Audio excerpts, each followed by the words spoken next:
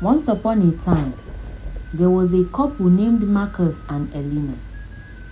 After they got married, they were not fortunate to give birth in time. It took them 5 years of crying and praying before they were able to give birth to their daughter Sophia. After they gave birth to Sophia, they couldn't stop thanking God for giving them Sophia when all their hopes were lost. One evening, after they had eaten dinner that night and retired to bed, the child was lying down in between the couple. Marcus just kept staring at his little daughter and smiling. "Tell me the reason behind this smile tonight," Elena asked her husband, also smiling with him. Who would have ever thought that we would have been parents? "Do you remember all we went through?" Marcus asked Elena. "Can I ever forget? I was called a barren woman. We were mocked for good 5 years. I got different advice from different friends. Old women called me aside and tried to give me various solutions. Doctors had different things to say each time we went to them. People always pointed to me as I walked past. Even some women in church used to mock me. I was referred to as a fair barren.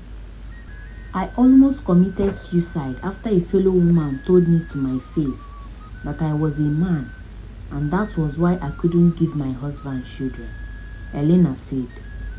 All this as tears rolled down her cheeks. It's okay. Those are in the past now. God has given us Sophia and blessed us with our bundle of joy," Marcus said with a smile. "Her 7th birthday is coming next week. Our daughter will be 7 years old," Elena said with a smile. They both just kept staring at Sophia, who was sleeping peacefully. Then Marcus stretched his hands and turned off the lights and bid his wife good night. The next day, Marcus was so tangled at work that he forgot it was time to bring Sophia back from school. It was the weekend, and Marcus was the one who took Sophia back during the weekends. It was already 14 minutes after dismissal, but Marcus was not yet back with Sophia. Elena decided to wait a bit longer, thinking it was traffic. After a few more minutes, she became worried and called her husband on the phone. Marcus was shocked that almost an hour had flown by after Sophia's school dismissal time. He pleaded with his wife to go quickly to get her because he was still very busy.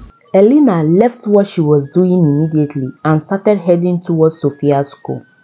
She was already 55 minutes late, and it took another 15 minutes to get to Sophia's school. Elena entered a bus, and just after a 5-minute drive, she got stuck in traffic. The traffic was so bad that Elena decided it was best she comes down and search for a bike that would be faster, because the bike riders always have a way of maneuvering the traffic. After walking for a while in haste, Elena stopped a bike.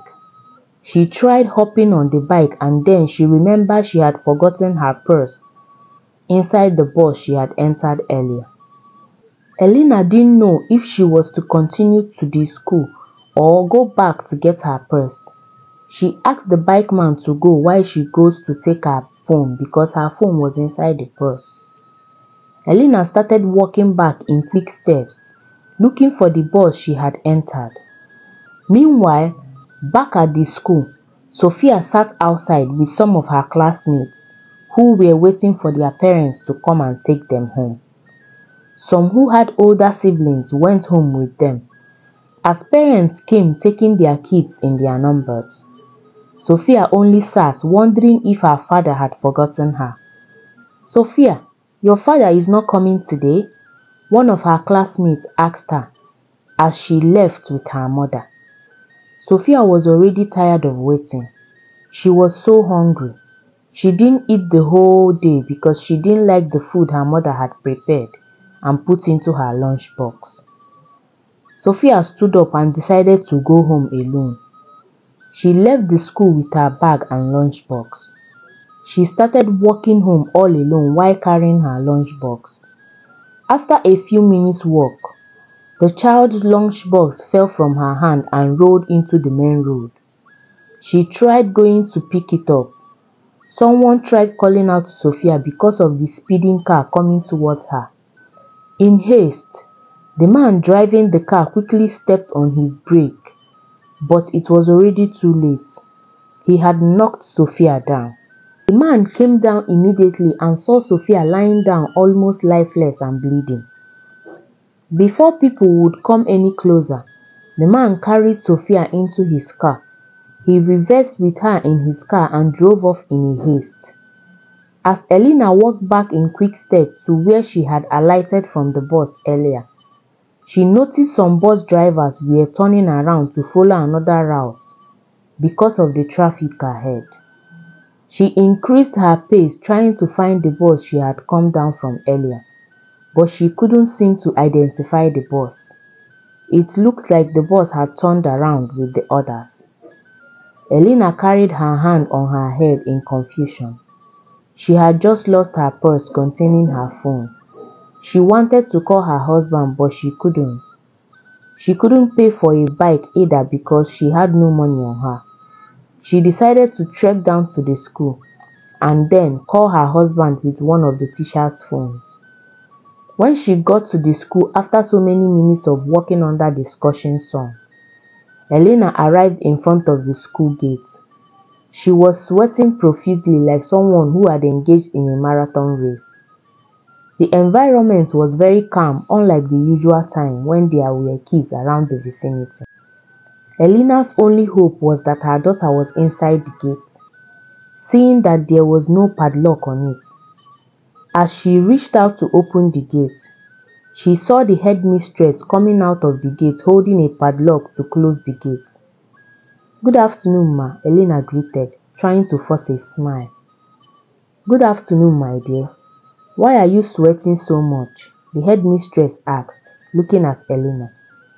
"I'm sorry, I'm so late." "It seemed everyone had left already," Elena asked, looking around. "Yes, it's already 4 p.m. and everyone has left. Today is Friday and we close so early," the headmistress answered. "What about my daughter?" Elena asked, fixing her gaze on the headmistress as she locked up the gate. "Your daughter? No one is here." "Why not call your husband and know if he has her? He comes to pick her on Fridays," the headmistress answered. "I know my husband too well, and he can't ask me to come to take my daughter from school if he had already done that," Elena said, already having mixed feelings. "Why not call him?" the headmistress suggested. "That's the problem. I can't. I was in a hurry and I forgot my purse with my phone inside the bus I'd entered earlier when there was traffic. My phone and the little money I had on me is all gone. I just wanted to come and pick up my daughter first before talking about my phone." "Then how did you pay the bus driver when you came down?" "I had money in my hand already and I just..." "Oh ma, my phone is not my problem. Where is my daughter? Where is Sophia?" Elena asked, already having a bad feeling. "Take my phone and call your husband. Let's see if he took her," the headmistress said, dipping her hand into her bag and bringing out her phone. She gave it to Elena, who collected it and dialed Marcus' number immediately. Marcus picked up the call immediately, and Elena asked him if he came and took their daughter from school. Marcus told her he had been calling her and she was not picking up his calls. He wanted to know if they were back home. He couldn't understand what he was hearing over the phone, that his princess was missing. He told Elena that he was coming over immediately.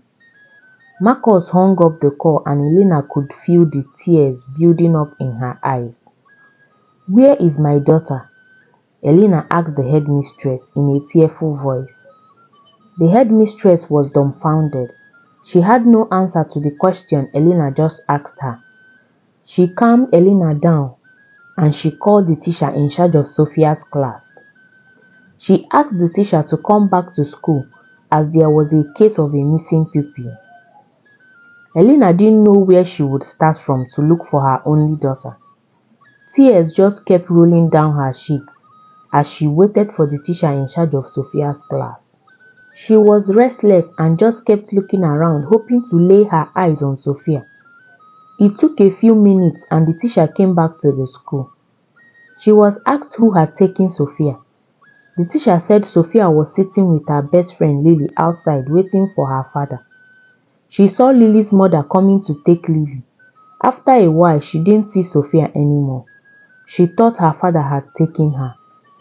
Elena asked the teacher to call Lily's mother on the phone and find out if Sophia had followed them. The teacher was scrolling down her contact list, looking for Lily's mother's number, when Marcus came down from the bike and walked towards the rest in a quick pace.